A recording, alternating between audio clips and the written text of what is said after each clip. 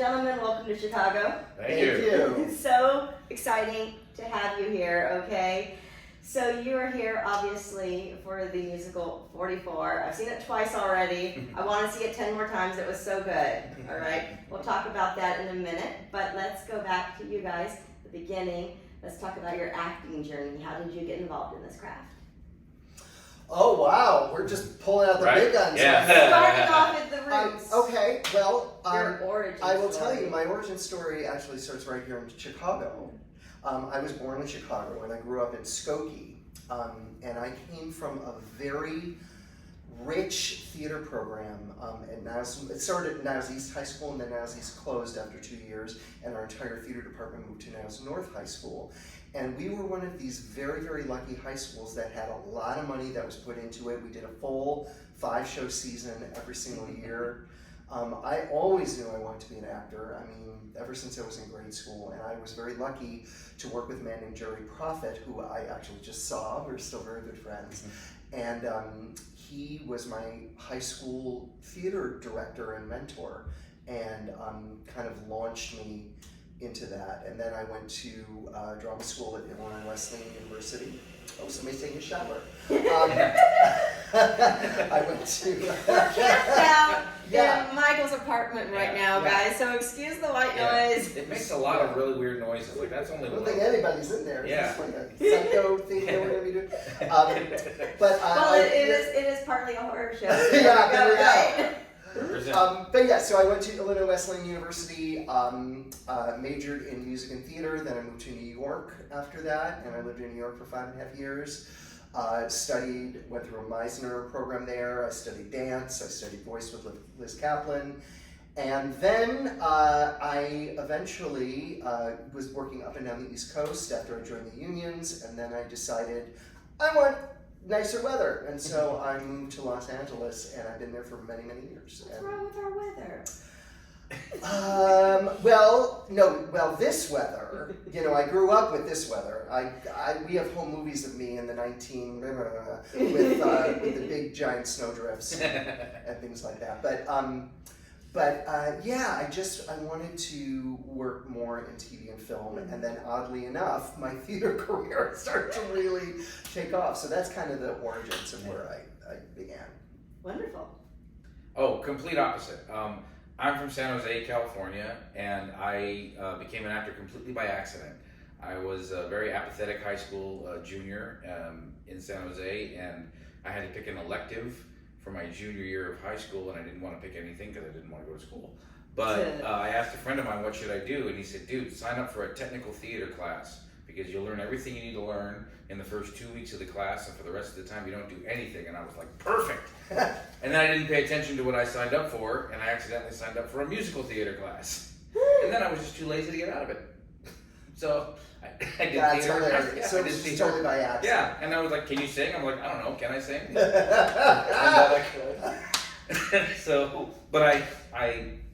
I got the bug, and I did shows in high school, and then when I graduated, they said, well, you got to go to college, and I said, why? And they said, well, that's what you do. And I went, is there theater in college? And they went, yeah. I went, all right, I'll go to college. So I went to a community college for 2 years in Saratoga, California, and one of my professors there ran a summer Shakespeare conservatory, so he enlisted me into doing that, and for 2 or 3 summers after that, I would go 200 miles north of San Francisco, way into Humboldt County, and do these summer Shakespeare festivals in this gorgeous park, and did, and I learned stage combat, I learned, classical theater, and then I had no intention of leaving. Like, that was going to be my life. I'll do theater for my college, they'll let you do it forever, and I'll do the summer Shakespeare, and it'll be great. And then one of my friends auditioned for a conservatory in Southern California and didn't get in. And he came back and he was complaining about it being a jip, like they ripped him off, and it was a whole scam. And I was like, well, what's the school? And he told me, and I looked it up, and I went, all right, well, let me try it. And I auditioned, having no intention of going, but I got in. And I went, oh, I guess I got to move to LA now. So your career is double up. Yeah, pretty much. I pretty much like Kramered my way into an acting career. And when I got down to Southern California, and I was in a 3-year conservatory program and studied with amazing acting teachers there: Diana Stevenson, Betty Carlin, Terry Hayes, all these wonderful people, a wonderful musical theater instructor named John Peck, and a man named Perry Hart, and just, I graduated, and immediately, I wanted to get into film and TV as well, but I was so, immersed in doing theater by then that the first thing I did was I joined a repertory company in North Hollywood, and just became the king of Lancashire Boulevard right there in North Hollywood. every other door was a storefront theater, and I worked in all of them for about 3.5 years, and got in front of a camera whenever I can, did some cool, really weird films that I'm sure are on Tubi right now, and research it. Yeah, find it. But yeah, that's kind of where it all started. Wow. So, what has been? First of all, have you gotten to come back to Chicago area often over the years, or do you kind of just stay over there? Not a lot. I have all those remember that theater program I was talking about, and now it's North High School. Well, I'm still friends with a lot of those people. So there's always a Christmas party every year. I don't often come back to see them. I do have some family here still. So it's always a treat for me because I never really got to live in the city proper as an adult. I was born in Chicago, moved to the suburbs, and then we would always come down here for theater trips and all kinds of stuff, but I never really got to experience living in Chicago, specifically downtown Chicago. And it's just been a blast because as the city just kind of unfolds. It's just like there's another thing, and then there's another thing, and then I just discovered Wilma's Barbecue on Wabash over here, and it was I rolled my eyes into the back of my head, and it was incredible. So so it's been really lovely. I don't get back often, but I do love it when I'm here. So you guys are here for a good extended amount of time, a month or so. And what have been your favorite things that you've gotten to do when you've been here, or eat, or see, or do? Like what have been the highlights for both of you? Being here for Taste of Chicago was incredible. That was fun. The food. Everybody goes on about the food, and they're not lying. They're not kidding. That was really cool. The theater's right across the street from Monument Park, and that's such a vibe and such an experience to have, and just to walk through there. The first day we were here. After we flew in, I just went and I walked around the park for like 4 hours and just sort of like loved being, and just, you can't walk through this city and not just be blown away by the architecture and the layout and watching people canoeing. It's such it really has an effect on you. I have specifics with food. Yeah. Okay, we're gonna fight. Where's the camera? Yeah. I have two. Whichever one okay. They're both there. I have very specific food things that I have to do whenever I come to Chicago. Okay? First one is usually as soon as I get off the plane. In this case, I drove across the country because I have my dog with me. But normally, whenever I get off the plane, I immediately go to Poochie's Hot Dogs in Skokie. Okay. Number one. I just had, for lunch today, I had Portillo's. It's not the same. They're a little light on the celery salt. Oh, for a hot dog. For a hot dog. Okay, I'm talking about hot dogs. Okay. So that's number one. Scandalous. Al's Italian beef. Yes. Al's Italian beef. Hands down. Only one. There is no contest. No. Now, when we get into pizza, this is where it gets a little. We're gonna fight. So I'm a Lou's guy. I like Lou Malnati's, but Hillary Clinton in our show, who's played by Kelly Feldhouse, she's from Chicago, and she's trying to transfer me into a Pequod's guy. Convert, thank you. Convert me into a Pequod's guy. So I'm actually going to Pequod's next week with an open mind, and I'm gonna go for it because I remember it from years ago, but I haven't had it in years, so I can't really remember. I've had it once. Okay. And okay, so what's your favorite pizza? I'm an Uno's girl. Oh, But only the one here. shocking. Well, no, why? Well, because Uno's is like they have it in New York. But no, they have don't. it in Because I work there, so let me tell you the story here. Okay. Learning. Yes, I'm very passionate about pizza. So I work at 2 pizzerias right now, right? And someone says, "Well, tell me about this place." I'm like, "What do you want to know?" Like that's like what do you want for Christmas? Like, details. What do you want me to tell you? Well, how to start? I'm like, pizza? And they're like, yeah. I'm like, okay. So, deep dish pizza was invented by Pizzeria Uno in 1942. Oh, and damn. then it became, I'm telling you, they drilled it into us. And then it was so popular, 2 years later, they opened Pizzeria Due, which is the one I worked at, which is where I bring people, same recipe, same pizza, same staff, sometimes the managers bounce back and forth. Everything, those two are the same. But as soon as you leave out this neighborhood, even in the suburbs, different recipe, the chains are different. For people like, oh, I had that in Ohio. No, you didn't. No, you did not. Oh. So the only time you're going to get the original recipe is at these two locations in River North. Site specific, right? Okay, I just got schooled. Right. Yes. That's amazing. Yeah. I had no idea. Now I work at Giordano's and Paisanos. Paisanos is owned by Lou Malnati's brother, Rudy Jr. Rudy Malnati Jr. Right? You want to talk pizza? This is like a Lifetime movie. Right. This is like the Rudy Pizza Wars. Rudy Malnati Jr. was with us until 3 years ago. He died on Christmas Eve, like 3 years ago. But he was always there to micromanage us to death. But I believe that is why the pizza is so pretty good. Where Lou's like Giordano's, like Gino's, it's all franchised out now. Yeah. Right? A lot of stuff is shipped in frozen from corporate. Sauce is frozen, dough is frozen. I've never worked at Lou's. I don't know if that's how it is. But because it's so corporate, I'm assuming that things do get shipped in. At Paisanos and at Uno's still down here, everything is still made in-house. The sauce is made in-house. The dough is made in-house. At Paisanos, Interesting. they're crushing tomatoes in a bucket every morning. Wow. It's bucket sauce, okay? Crushing the tomatoes in a bucket. Uno's has the same situation. I don't remember how they make the sauce, but it's fresh like that. And so, while you're here, dude, you gotta do I'll it. try. Well, no, and I will say this about Lou's.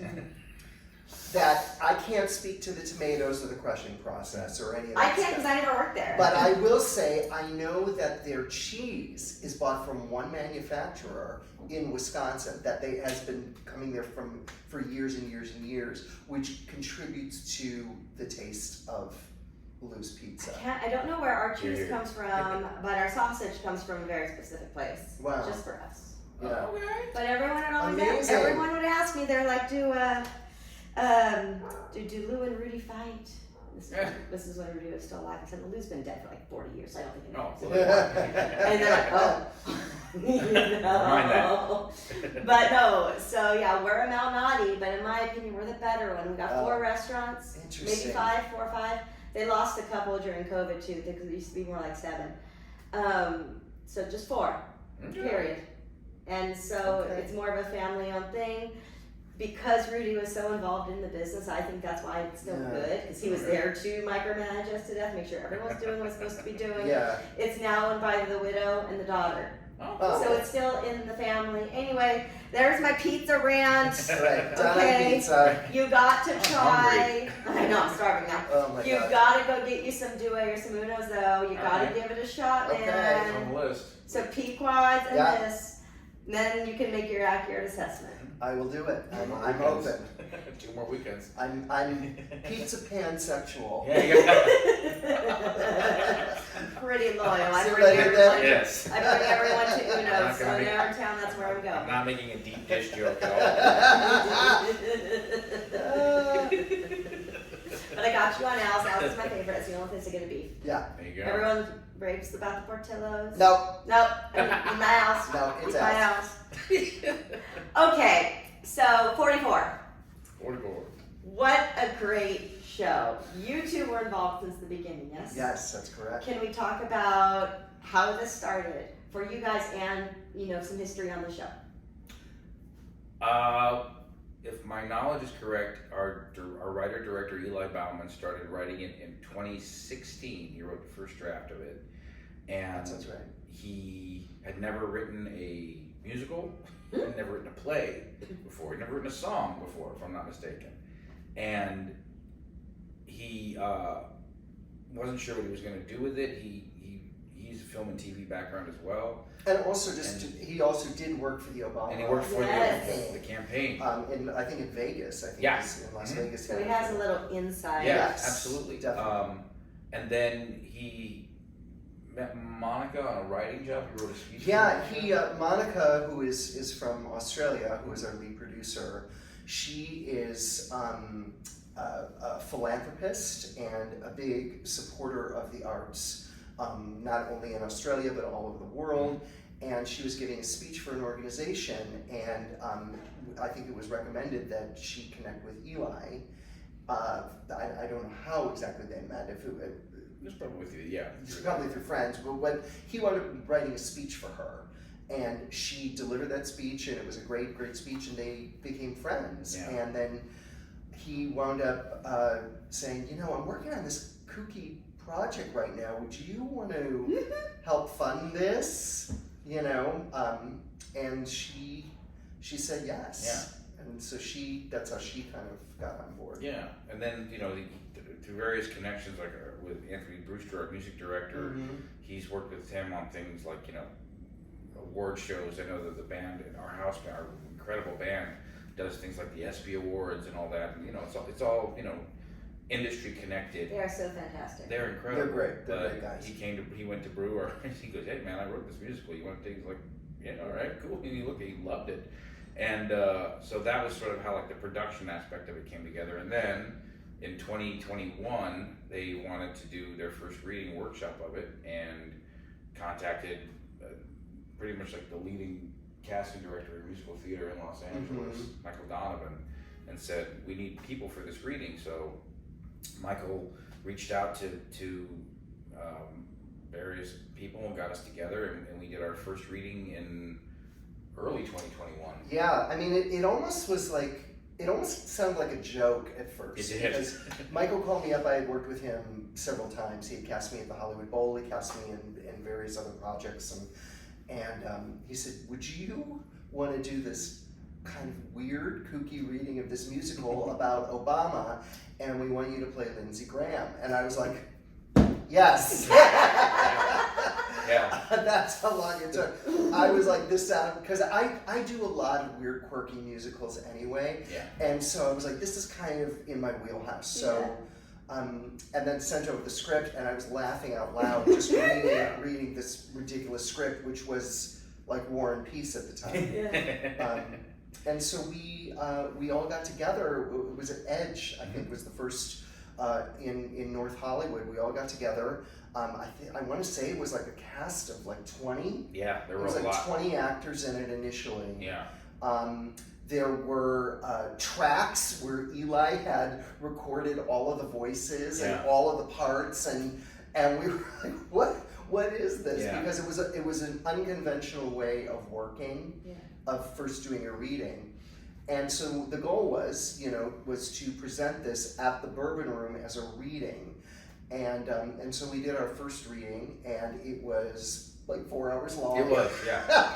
We started at 7:30. Yeah. We went to intermission at 10:30. Yeah, it was a long event. It was but Oklahoma over there. It was, it but was. it had lots of what our audiences don't really understand is that we lost a lot of very rich, amazing material, but we had to, because we really had to focus in on the story that we were telling. Yeah. And so a lot of these really great songs kind of got chipped away. Who knows? Maybe they'll come back on DVD extras or something like that, or maybe who knows. But this needs to be put on DVD for everyone to see. Yeah. I need an official soundtrack CD. I have to have it. Oh yeah. It's pretty infectious. It is so infectious. And so we went through several. We did a second reading. That was shorter, and then at intermission, Eli pulled us aside and he said, "Okay, we're going to rip 30 pages out of the script during intermission." Yeah. So we not only ripped scenes out, we ripped out musical numbers, we ripped out everything, and just cut the show down. And then eventually it went into production, and then there were cast changes along the way, and the cast kind of got more focused Streamlined. to the 11 actors that work at one time. Yeah. And the other thing to remember too is one of the other jobs that Eli had was he wrote for Saturday Night Live. Oh. So he's used to writing Sketch comedy. But what was great, what was interesting about that was it made cutting things a lot easier because he knew how to edit so well in his own mind that he would make these really intricate cuts, and at first you'd be like, why are we cutting that? And then we'd see the results of it and be like, oh no, that works way better. So that was another really healthy advantage to have in those early days in terms of shaping what the show would become when it left the Bourbon Room finally. And I imagine having him working for SNL in that capacity, he got used to cutting things, so nothing is precious. Yeah, I mean, I think so. You know, as a writer myself, I will tell you, one of the hardest things to do is to kill your babies. Mm-hmm. You know, you gotta kill your babies, and it sucks because we tend to really get married to certain things, and there are certain things in this show that are very, very precious to him, and he believes in them and is going to fight for every single thing. Yeah. So it's, you know, it you have to decide. You have to make a lot of those Sophie's Choice decisions. Yeah. You know. And he struggles with them. And he does, and then also we do too. Yeah. You know, because it's like it's an evolving thing. You know. It's constantly evolving. Yeah, and those of us who are like, you know, the day winners like us, as we've gone on, we've gotten a lot better, I think, at rolling with the punches and adapting on the fly. We've had to in some instances, but it's also, again, the commonality is that the goal is to shape the show and, you know, make sure the show is tight and cohesive and still funny and still poignant and still, you know, very much this love letter to Obama that we all want it to be, and it's great because the shorthand that we all have with each other at this point is something that I think every actor dreams of on stage. Just being able to get up and, like, something might go wrong. It doesn't matter. The audience will never know it. Like, something's different or something gets switched, and it's just like we don't even bat an eye. I mean, there's like six of us, right? Or seven. Jenna was in the first. She was in the first reading, so she that was was Sarah seven. Palin. So there were 7 of us that were kind of in the OG reading that have continued on with this thing. And what Michael just said about a shorthand, we all know each other so well that it's this common vocabulary that we kind of all have, and that includes all of the people that have joined us then along the way because they've fallen into the rhythm of what the show is, and everybody in the show is just operating it on all cylinders. Yeah. So that also speaks highly of all of you guys. It's not like you can't sit with us. Oh, you know, God. like just helped you get in and then grow, and now you're all one. Yeah. Because we want success for each other. You know, I mean, we want to.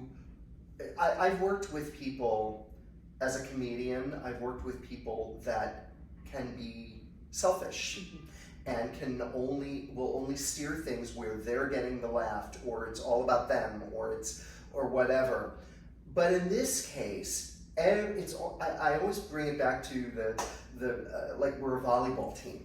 You know, it's like somebody sets it up and then somebody else spikes it, and then this one sets it up here and then we spike it, so that we're all respectful of each other's moments in the show and where those laughs are supposed to happen. That it's not about like, look at me, no. You know, right? Tee somebody up, let them knock It's also, it is all about look at me, but you all get your turn. That's exactly right. The whole show is look at me. Yeah. It is, but it's crafted in a way where we focus you on where to look. Everybody gets their moment, and everybody again serves up that moment for each other. And I mean, going into this too, I mean, I don't know how about you, but I've stopped counting how many readings and how many workshops that I've done over the years. And it was really, you know, I was thinking about this the other day, like I got to a point where I was in this process with some of these earlier shows and things that I've done, and like watching and learning and watching how people who are trying to create and trying to build something and trying to make something that will just sustain, which is hard enough to do, but you invariably see them make the same mistakes. Like they get impatient and they want things to happen before they're ready to happen, and then, you know, the floor falls out from under them, and that's it. And with this show, it's been really interesting because it's definitely a different approach to producing theater, but at the same time, it's still very collaborative, it's very cohesive, and it's very respectful. And again, because we all want everybody to succeed, that I think has been a missing ingredient in a lot of the shows that I've done before. Because a lot of 9 times out of 10, it is somebody wanting to be a star in an ensemble. So the fact that we've gotten this far and we're here and we're going where we're going, I think speaks a lot to that cohesiveness. It does, and it's also fresh all the time. You know, sometimes when you do a long running show, it can be mundane. You know, this is the second longest show I've ever done. The first longest show was I did The Genie in Aladdin, a musical spectacular at Disney, and I was doing that for 8.5 years, and it was, you know, it's a grind. It becomes a real grind. With something like this, where you're operating with people that are as good as everybody is, you cannot be the weak link. So when we all come into that space, we all have an understanding that this is the first time this audience is seeing it.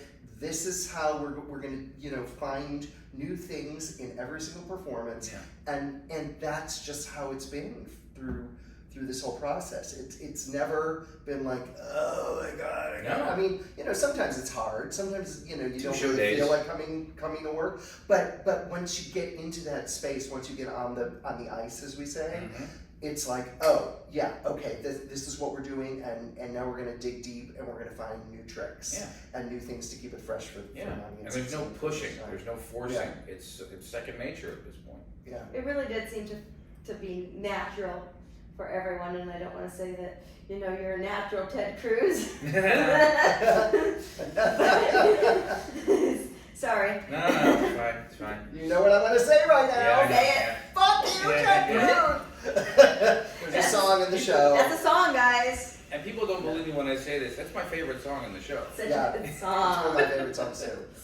I can't pick a favorite. They're all so catchy. I can't. Going back to Michael Donovan and the casting, when he called me, he said, all he asked me was, can you rap? And I went, what? Can you rap? I don't know. We'll find out if you can rap and send me a recording. He didn't tell me anything else. I was like, what the hell are you talking about? How does one find out if they can rap? I'm real curious. Well, it turns out I did, because I'd forgotten that I had written a rap song for another production company that I was a part of. I was like, oh yeah, I did that.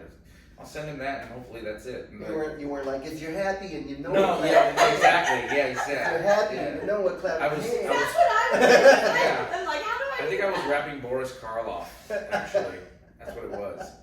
But I sent that to him. He's like, okay, great. He goes, you're gonna play Ted Cruz, and I was like, I'm sorry, what? He goes, you're gonna play Ted Cruz, and you're gonna rap Green Eggs and Ham. And I was like, I'm sorry, what? Hey. Here's the thing. I say this all the time. It's like, at first I was like, oh, I don't have to be good.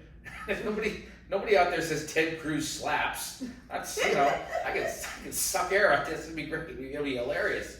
And then they sent me the script, and I read the script, and the script was hilarious, and I was cracking up laughing at it. And I got to the filibuster, and I was like, oh, here it is, cool. But then they sent me the demo track of Eli doing it, and Eli was immaculate. Eli was like Eminem. And I was like, oh crap, I gotta be good at this. Eli does us better than we do. He does. He does.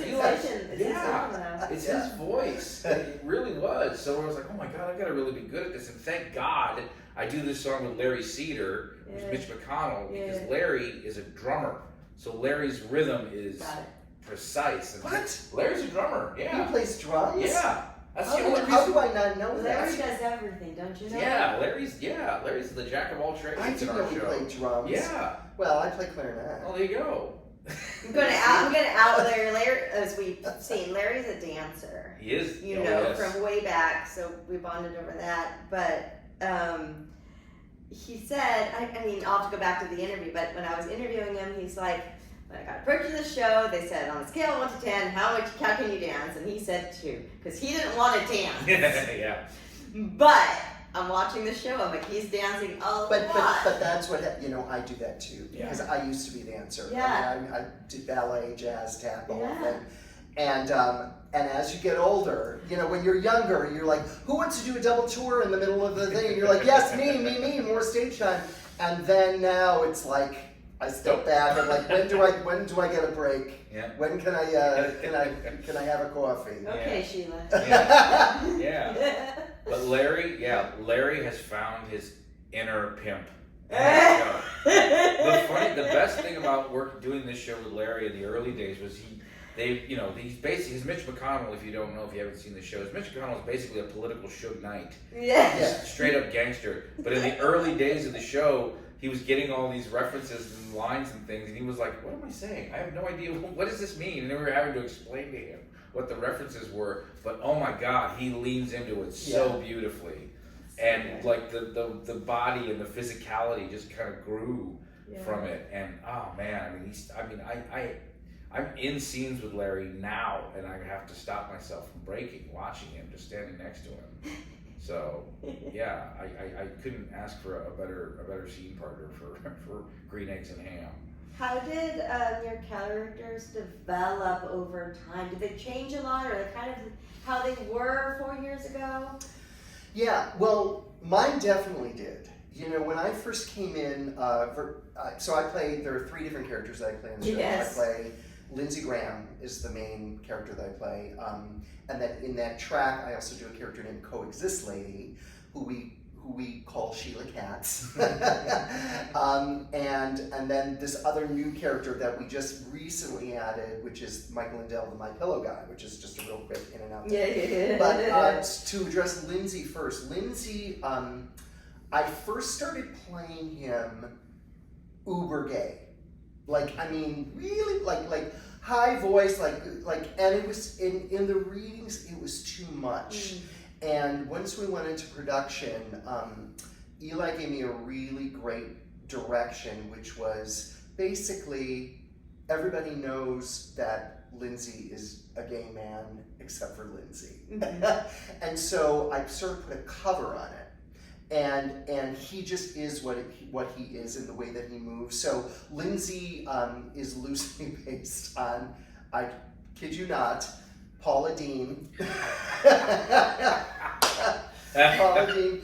And who was the other one? And I guess a little Scarlett O'Hara mix in there too. One of the reviewers said that.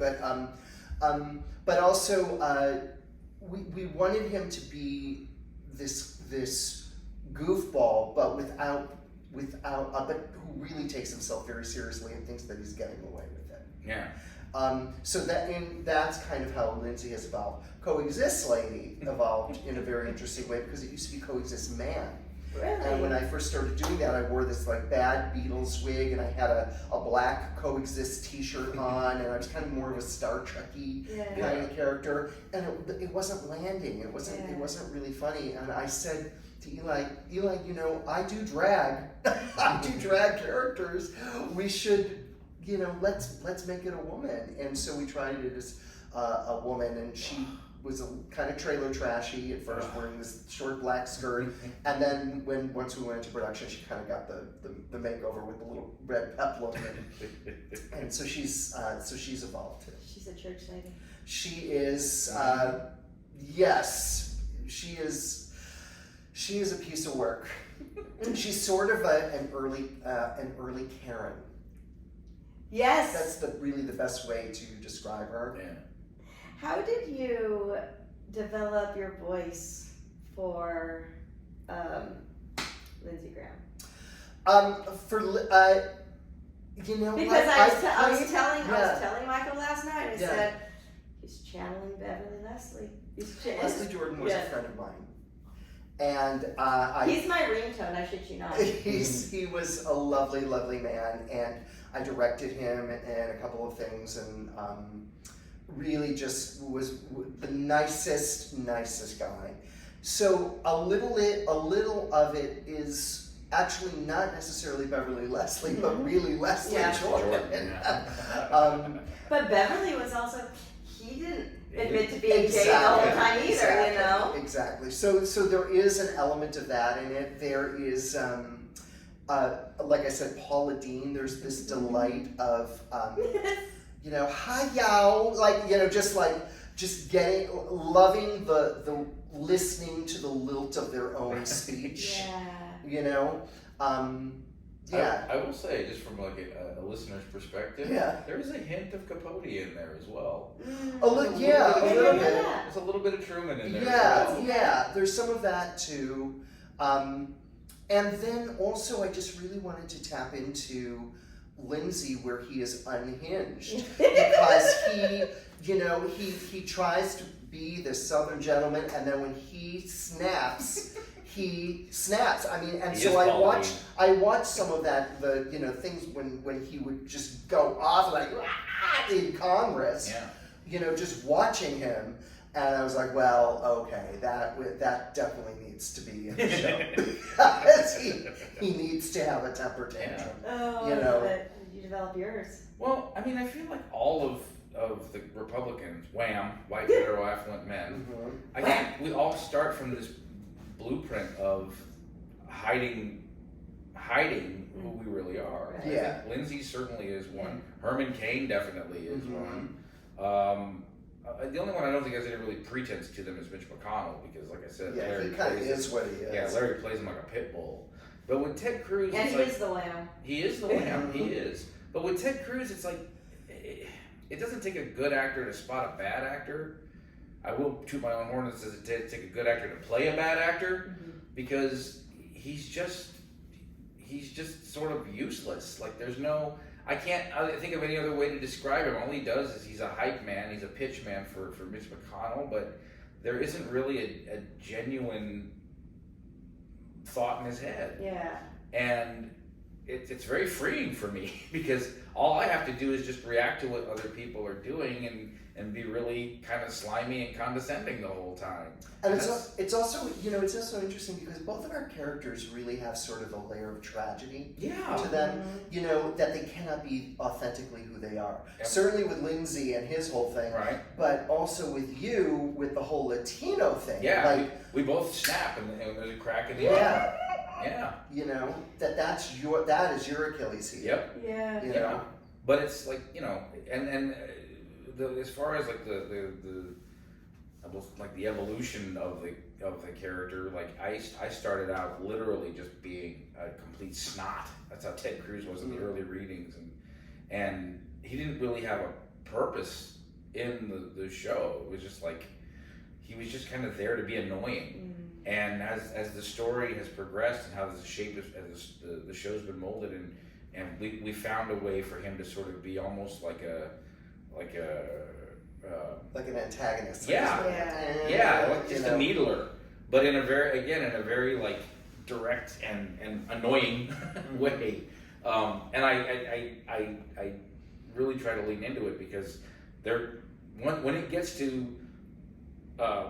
time to start the song "Fuck You, Ted Cruz," I want there to be a reason for that song in the show, and I want there to be, for that song to start and for the audience to hear it and go, "Oh God, yeah, he really is a shit. I hate this guy," Yes. So if I can contribute to that, as much as the song in the show is a tribute to the real Ted Cruz. I'm sorry, but it's like it's his face on the screen, not mine. Yeah. So I'll also like keep it at an arm's distance so that he gets his due for it. And one other really interesting thing that really I started to really understand and embrace, I think when we were at the Kirk Douglas Theater, is that the way that we behave in the show, the way that all the Republicans behave, it's all through the lens of Joe Biden. Yeah. It's all through the lens of how he is seeing us. Yeah. So that's why we can kind of afford to be a little bit more bizarre because it's coming through him. That makes sense. Yeah. He is the narrator of the whole thing. Yeah. Because sometimes people are like, oh, are you guys doing impressions? Or we're like, it's like, well, we're not doing impressions. No. We're trying to get the essence of who these people are, but through the lens of the way Joe Biden is telling the story. Yeah. Which is hilarious, by the way. Yeah. Can we talk about the brilliance of Chad for a second? Okay, let me tell you. Oh my God. Let me tell you about Chad. So, I've never laughed so hard. Chad was part of our original group. Yes. Chad was, in the beginning of the show, we all come out and we all have basically different characters. There's like baritone believer, there's, what's yours? Yours is... not non-believer, but it was non-believer. Yeah, but it's the Republicans and Democrats Right. basically. And my character is tenor believer, because I sing the tenor part, and so that's what I do at the beginning. Well, Chad in the initial readings of it played that role. He played tenor believer, and then he also played the role of Mitt Romney, which was in the audition scene that we do, where instead of using projections, we had Chad as the same actor looking exactly the same coming out as every single Republican candidate. With a different tie on. With a different tie on. And it was hilarious, and it was really funny. And we had another actor, a very talented actor, a friend of mine, who was playing Joe Biden at the time. That, as we went on into the readings, it didn't really work out for that particular person. And so then we were like, well, Eli was like, Chad. Yeah. Like, Chad is perfect. And so when Chad stepped into that role, it kind of created this whole, like, things became much clearer, and he found all of these Joe Biden nuances, you know, that affected all of us and affected the entire production. And between him and Eli, they crafted this role together, and they sculpted it. I mean, like scene by scene, line by line, joke by joke, and well, physical mannerisms too. Yeah, and the shoulder rub. All the that. physical stuff. But also, they also kind of discovered the tone of the show. In that regard. That I think is one of the biggest things, is that we really discovered the tone. Yeah. Once Chad started playing Joe Biden the way he was playing. Yeah. Because it affected TJ's performance as Obama. Our Hillary's had somebody like incredible to play off of, and that character grew and advanced, and then just like, you know, interactions with us as well. And he's the link. He's the link between the audience and what's going on. Yeah. You know, like the voice of the people character is in a way the Greek chorus, but yet Chad as Joe Biden is the link into the story, who brings us back into the story, takes us out of the story, brings us back into the story. He's breaking all those walls. Yeah, he is. Definitely. And what's wonderful about the way he's evolved the character is, like, there were nights, remember at the Bourbon Room, there were nights where he comes out and he sort of introduces the tops of each scene. Yeah. But, you know, we were such an ever-evolving show during those days that, bless his heart, he would come out some nights to do an intro and he'd go, I have no idea what I'm supposed to say. And he'd just turn around and walk off. And it worked because Joe Biden. Yeah. Or sometimes Eli, who was sitting in the band, would be like, okay, we're going to do auditions right now. He goes, what do I say now? We're doing auditions. Oh, yeah, okay, in the bottom of a volcano. And he would just go. And we're sitting at the table going, oh, God damn, Jack. Yeah. We're laughing. But it all kind of we're laughing. It contributes to the looseness of Yeah. the show, you know, and that's one of the things about the tone of it. Well, I mean, how he opens it, he just stands there, like, in a frozen haze. And he lets the audience take him in, and they immediately get what he's the doing. joke. They get the joke, and like, oh my God, this is hilarious. And Chad's standing there like this. Yeah. It's perfect. My new favorite thing that he does is when, at the top of Act 2, you know, he's trying to get off the desk. But what he does, and I'm probably going to go off camera when I do this, but he's got his long pants on, and he goes, Yeah, like he's hiking up his pants to try to get down. It cracks me up every time. And we have no, like, this is probably not the best theater etiquette, but we have no control over ourselves in the wings watching each other. Like, we crack each other up in this show, and we're just like, we're shameless about it. We that's how much big of fans we are of each other. Everybody in this show does something that at some point or another just kills the rest of the cast. Well, that keeps it fresh. Yeah. Right? Like you said, stale, monotonous. Yeah. You don't want to be phoning it in ever. Right? Yeah. Well, I told Michael, I said, I want to challenge Chad to a tap dance off. Well, I don't know how much tap you really. That's accurate. Okay, so he's gonna hate me. Oh, yeah. Can I say this?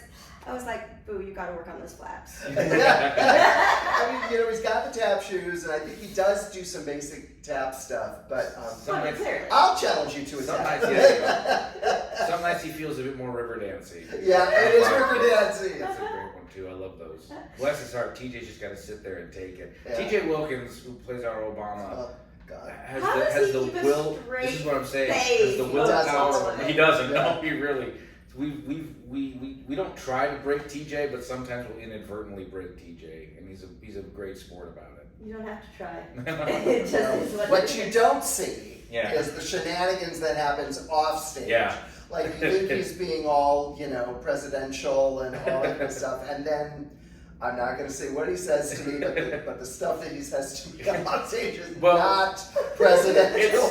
It's learned behavior, so it's kind of our fault. So it is kind of, yeah. He spent 4 years with us. It's bound to rub off on him a little. You rubbed off on it. So when I do movie reviews on my podcast, we have certain segments. One of those is epic line. Favorite line. Oh. Favorite line from a show does not have to be your own. Any line. I have two. One of them is my line, and one of them is not my line. The one that is not my line is the lyric that Hillary Clinton sings when she sings about her Pampers pantsuit. Yeah. I think that's hilarious. That that gets a reaction every night. when in her Pampers pantsuit. I love that. And then the line that I love that is my own is the one we do not mention he who shall not be named in this show, except for one little nod. Actually two, because she says, "I hope you're all happy now." Yeah, that's. But I have a little Easter egg that goes by. Sometimes people get it, and sometimes they don't. And it's in my rant, Lindsay's rant, when he says, when he talks about some narcissistic celebrity politician. Yeah. I love it when the audience picks up on that one little clue, and then it's gone. Yeah. I don't know. Mine is one of my lines, and I'm really proud that I get to say it, because in Filibuster, when I come out and we're about to do the green eggs and ham, I'm the only person in the show in the ridiculous absurdity of our show who gets to say, "This actually happened." Yeah. That means a lot to me, because the audience doesn't know what I'm about to do. And I forgot it actually happened. Yeah. It's like, oh yeah. And I come out there and I'm dressed like, the emaciated Kool-Aid man holding a copy of Green Eggs and Ham, and I go, "Yes, this actually happened." And then I start, and they're like, "Wait, this actually happened?" I can see people like, So, seriously? Mayor Karen Bass in Los Angeles has seen the show twice, and she came when after one of the performances. She said, "I was actually there when that actually happened." She loves to tell me that, and I was like, I said, "What did you do?" She's like, "I just sat there dumbfounded, going, what is happening?" What? I had no what is he doing? Yeah. And that's kind of like Ted Cruz in a nutshell. Yeah. What is he doing? It's like all of them. What are they doing? Yeah, but that's my favorite. Like, this actually happened. Another segment I always do is fashion moment. There's so many delectable looks in this show. What are your fashion moments? Well, I have some really interesting things to wear in the show. I don't think anybody comes close to you. I mean, in the opening, they made me for many years of the show that we've been doing it, we all came out in kind of our own clothes, like we were normal people, and then they decided to make it a little more high concept, and they decided to, for this run in particular, make it specific slices of different societies. Yeah. So we've got a guy that kind of looks like a professor. We have a girl that kind of looks like she's maybe a news reporter. He is, dressed like kind of a Republican, preppy sweater, like he's going on a golf course. Yeah. And me, they put me in a version of Coexist Lady, but they put me in this blue sweatsuit with all these symbols all over. I look like I'm a fortune teller. You look like if The Sopranos had sponsorships. I know. So that I love that sweatsuit. It's like it's very comfortable. It's so ridiculous. That's one of my favorites. I love that, but also I do love the looks that I have in the show. I love the red peplum dress that I wear for Cox's Lady, and I love my little seersucker Lindsay suit that I've had forever. You know. I too, like, I really love the specificity that we've had in this run. Like, Yeah. this is the first time in 4 years I've had to have, like, costume changes, quick changes in the show. Because I was just saying, like you said. And you guys have some quick changes Yeah. and some quick transitions from one side of the stage to the other. Yeah. I'm like, wait, what? One gender to the other. Yeah. Speaking of transitioning. Yeah, seriously. But I really like that, you know, even Ted Cruz now look a lot more like somebody who looked like a Texas Republican. Like the cowboy boots are a real big effect, and so that's really nice. And I do like the opening costume too, because myself and Kelly Feldhouse, who before she plays Hillary Clinton, is just has this wonderful Karen look, like the spiky hair and the vest, and she and I together look like the most horrific couple you would possibly. It's like all of stage right are douchebags. Yeah, and then yes. and then Larry is like Larry the Cable Guy's next door neighbor. So I really like impressed with our costuming this run. It's really dialed in. Yeah, and this guy Matthew. Just nailed it. Yeah. Nailed it. Other than my own, I've really noticed this a lot. I really love the way they've been dressing Shawnee's for Michelle. Yeah. Mm-hmm. Yeah. It's very, like, again, Matthew's eye is so great. And her costumes on that are official opening. Yeah, and it's like, and even in the scenes with her and TJ together, like the suits that she's wearing are very like on point. Very, and really do add to the aura of Michelle. So well done, Matthew. Yeah. Even with him, because we've never had a tan suit before. Yeah, he finally gave a tan suit. We finally got a tan suit. Yeah. So, those are the ones that really stick out in my mind. I love it. So you have about, by the time we get this out, a week left in Chicago, and then off to New York. Well, off to LA first. Yeah. Okay. We're gonna go. But are you going to be performing there? Or is it No, down it's rehearsal. Yeah. It's rehearsal. Okay. So we'll be getting our sort of New York version ready, which I'm assuming will be very similar to what this is. But I believe we might be having a few cast shifts that are going to be happening, and then a couple of other things. And then we will fly out to New York, and then we start performances, I think, on October 14th. Yeah. We'll be at the Daryl Roth Theater, which is a fantastic off-Broadway theater that I was hoping this show would go to. Really? Specifically? All for years, because the building itself looks like a government building. Really? It looks like it's an old bank. It's a historic old bank that was transformed into a theater, and it looks like it could be the Lincoln Memorial. Yeah. You know, so our show just aesthetically is going to fit really, really well in there. One of the other reasons that we always have rehearsals, between runs is we also have to adjust our set to whatever stage we're going to be on. Yes. We've done this show on every possible kind of stage you can imagine, from like a cabaret venue to a church. Where there was no set, by the way. When it was at the Bourbon Room, it was 2 doors, 2 little stairways, and table and chairs and projection. Yeah, that was it. And that's how it was the first time we were here in Chicago at the Epiphany Center when we did it there. It was a big old cathedral, and it was bare bones.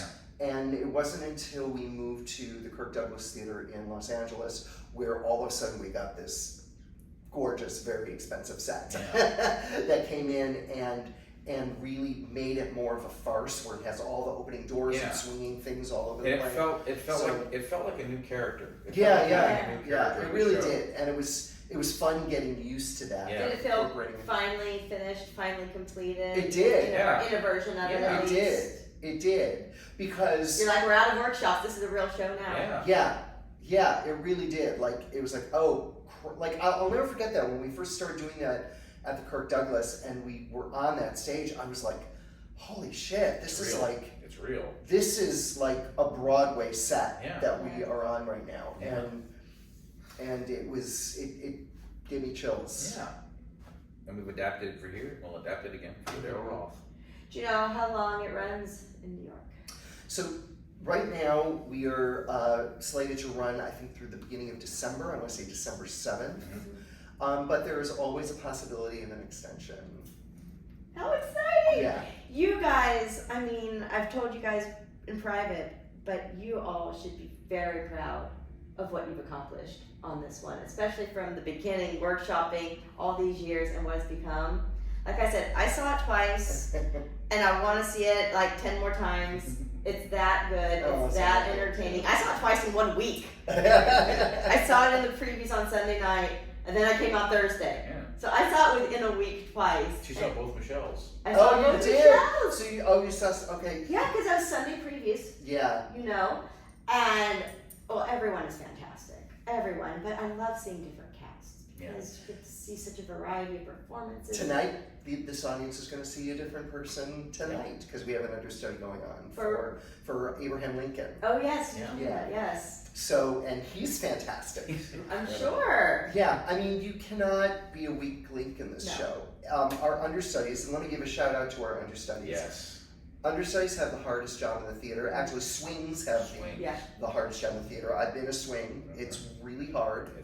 And our understudies are on point. And whenever you come and see our show, that you are going to be seeing somebody that is at the top of their game. There is no like, oh, I'm just getting this little person who hangs out backstage. No, they have been working their butts off, and they know the show just as good as all of us do. Yes. So the first version I saw, our Michelle is your regular voice. Yeah, Voice right? of the People. Voice Her of name the is, People. yes, Summer Nicole Greer. Right, and hey Summer, you know, there's 2 Summers in the cast. How can I not love the show, right? My There's last 2. name is Sumner. Right, close. And then who played the voice when she played Michelle? Audrey Bartholomew. Golly. Yeah. Oh. That's a perfect example of when an understudy has to come in and like really anchor what's going on. Right from the top of the show. I mean, Can we say who else Audrey understudies? yes, we must. Who else does this Audrey understudy? Apparently, in 4 years, the only other person who can do green eggs and ham besides myself and Eli is Audrey Bartholomew. Is that what made That's that what decision? I've been told. I haven't seen it. I may have to push you down the stairs. Yeah, I may get Tanya Harding. Okay. Just no, so I alone. can be in the same room when she goes on and does that full Ted Cruz I job. would take a sick day just so that could happen. So I could see it. Yeah. I'm sick, but I'll be watching you for But and Eli too has said, he's like, I love Michael has never missed a show, but I'm gonna be honest here. I want to see that show, guys. I get it. I get it. That'd be Give her a hilarious. chance. Just let it do She it. won't do it in front of me. That's the thing too. I'm like, let me hear it. She goes, no. Well, I can understand because you're so fantastic at it. It's kind of intimidating. That's how we roll. Anybody can be anybody's understudy. And speaking of costumings, like my favorite costume was like her Voice of the People costume. Yeah. And I believe it was like the red sparkly The red bra with bra the coveralls. And that costume has really evolved. that was over such a time. great, beautiful costume. When we first started doing that, we've had several actors playing Voice of the People. All of them phenomenal. Yeah. All of them bringing their own sort of signature to the role. But it was a bodysuit. That character used to wear like a black and white bodysuit, like a tight one. tight. It would have like stars on it, and then it kind of evolved and changed with different people and different body types that were flattering to the people that were on stage. And it's kind of evolved into this Rosie the Riveter costume. Yeah. It was awesome. Anyways, I loved it. Okay, to wrap us up, we're going to the Delve Deck. Oh dear. The what? The The Delve what? Deck. The Delve Deck. Delve What Deck. is that? Okay, so I've started incorporating this at the end of my interviews. It's a fun way to wrap it up because I don't even know what it's going to be. Okay. You know? So this is a set of decks. This is one of 3. produced by the company Boardwalk from Los Angeles, BORED Walk. They're an artist-owned, progressive, independent business that does graphic tees, activity books, and things like Delve decks, right? And I support them every chance I can get. I love what they stand for. I love their products, you know. So I just thought this is a fun way to start ending my interviews. And it's just, you know, some questions on these cards. I love stuff like this. Even I do. And there's all different, like, levels of depthness based on the colors, because there's some dark, some light. Like, I'm not going to pick on one that says you're going to die. Yeah, seriously. No, but as I told Larry, if the right card comes up for the right situation, he's like tarot. I said, absolutely like Love tarot. it. There you go. You know, and so So I used to read runes. I don't remember really how to do it anymore, but I used to. Yeah. So I totally get this. Right. Right. And, you know, so there's all these different colors, and I'm just like, we could get an easy question, like, what's your favorite vegetable, or we could get something really deep, you don't know. So, Okay. here we go. All right. All right, I shuffle. Oh, now I'm nervous. Okay. I'm nervous too. I'm like, all right. So, ooh, it's a dark card. It's gonna be a good question. Ooh, I like it. What makes you feel most fulfilled? Oh boy. I know it's tough. It's tough. No, I know. A couple of things. I have two. One of them is my dog. Oh.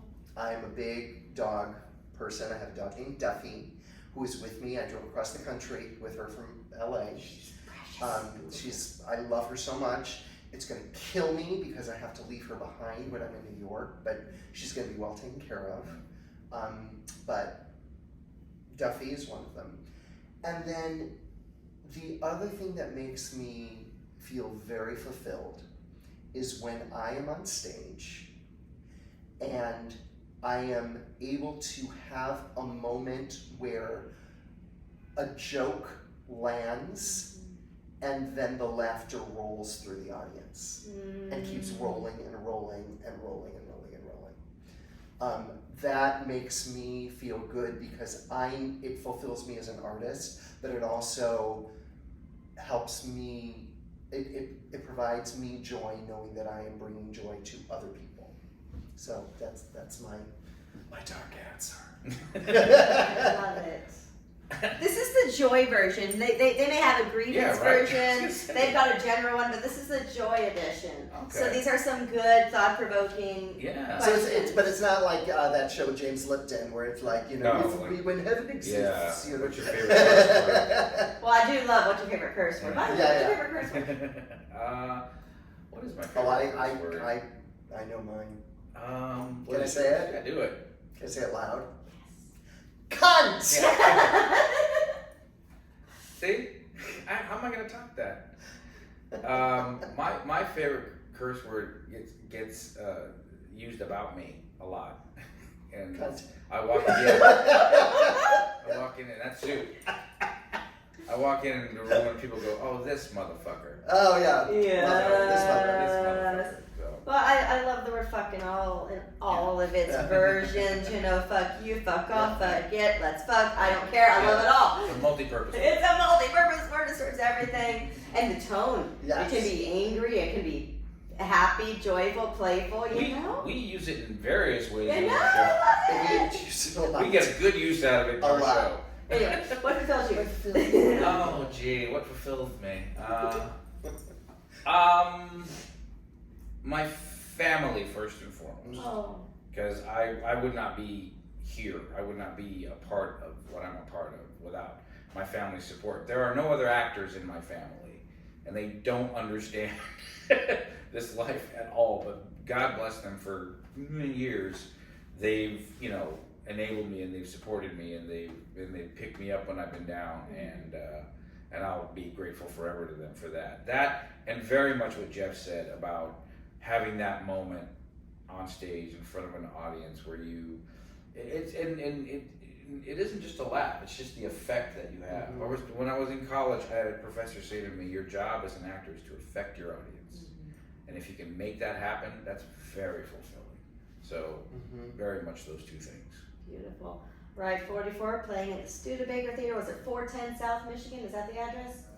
All right, it's the Studebaker Theater at the Fine Arts Building, playing through September 21st. So we're almost done in Chicago, but then off to New York. If you're in New York, you have to check this show. Come see us. Oh, it's gonna be so good. I'm so bummed I can't be there for New York. I would take a trip just to see it, but I'm spending like 3 weeks in California already, so I can't take any more time away. Yeah, we're excited to see what kind of effect New York is going to have on the show. Not just the show in New York. It's but going to be vice versa. fun. Do you know what I just realized? These are like flesh colored, and it probably looks like I'm not wearing any pants. I probably look like I'm like completely bottomless. We can burn this during couch. this entire interview. And I'm It's like, fine. like, hi, I'm naked. They can get rid of the couch. We'll pretend it's 2020. Yeah. It was a pants optional work day, right? It's like, wait a minute. This is like, these are. Oh, don't do that gesture if it looks like you don't have any pants on. Well, He's good not night, wearing ladies and any gentlemen. trousers. Oh, Lord. Thank you, gentlemen, so much for this time. Thank It's you, been such a Summer. great hour. I appreciate it. Thank you.